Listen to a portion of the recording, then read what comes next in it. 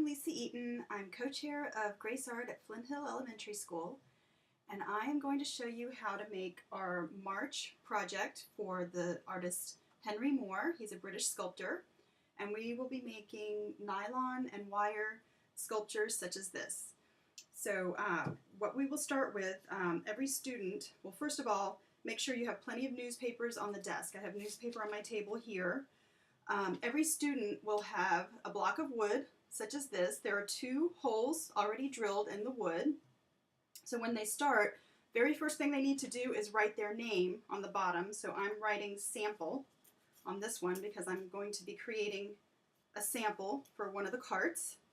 It says sample, so have them write their name very big on the bottom so it's very clear, because the nylon will go over the bottom, and you know, you have to be able to see it through the nylon when it's kind of bunched up on the bottom there. So anyway, they'll get a block of wood. Everybody will get a piece of wire such as this. This is the coat hangers that we all collected, and thank you very much for contributing to these. They're going to be in bunches on the carts like this. So we have plenty for everybody. And then everybody will get, every student will get a nylon that comes in one of the boxes such as this, one of the legs nylons. So the first thing they're going to do is take the coat hanger and just kind of bend it in an arc so that the 2 ends are pointing down. And then you're going to stick it into the holes, such as this. And once it's in there, it should stay in there pretty good. You may have to wiggle it a little bit. And definitely for first and kindergarten, you're going to need to help them with this. You may want to do this before you bring them in. You know, it may be a little extra work. It shouldn't take too long. This, you know, the classes are 20, 25 people, maybe 25 students, so hopefully it won't take you too long to do that.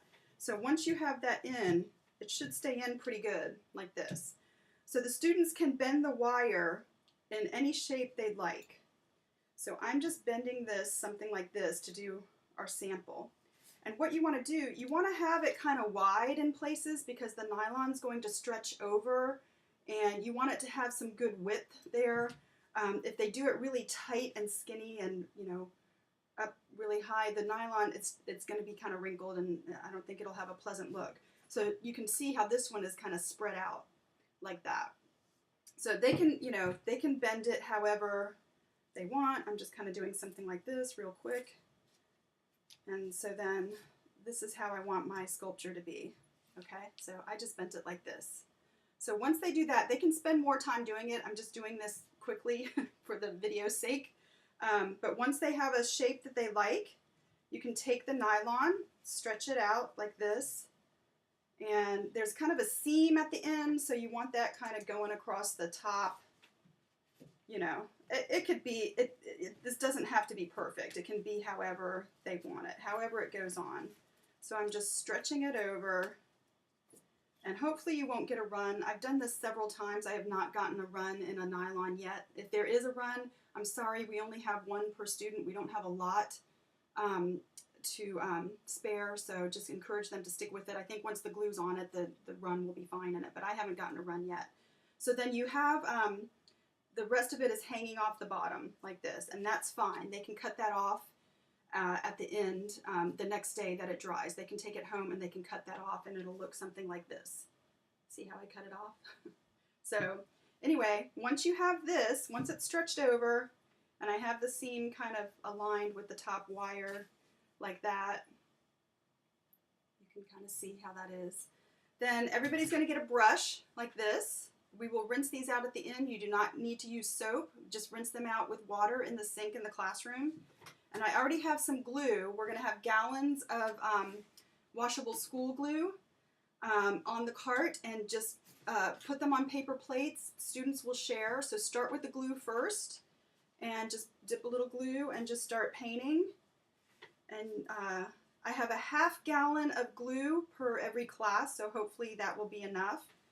And you can see I'm just painting it on like this. So it doesn't have to be super thick. We do want to conserve glue. We don't want to, you know, go to extremes with the glue usage. And make sure that you get the base. You don't have to get the bottom, but definitely the sides.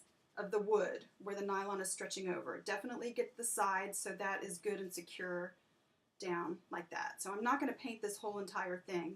You can see how, you know, so far I've done this much.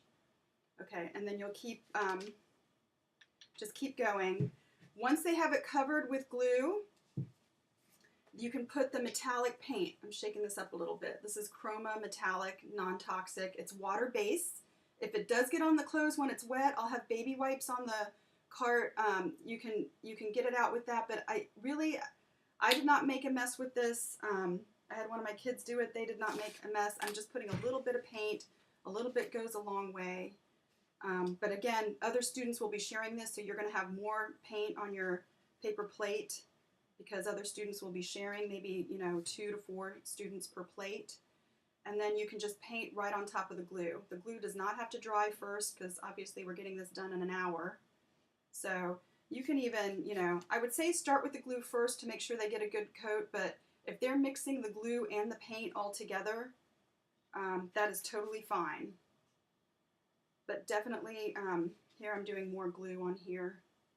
I'm not going to be able to do this whole thing because it does take a lot longer, and for video's sake, I'm just not spending a lot of time painting it. So anyway, and you get the paint on the sides.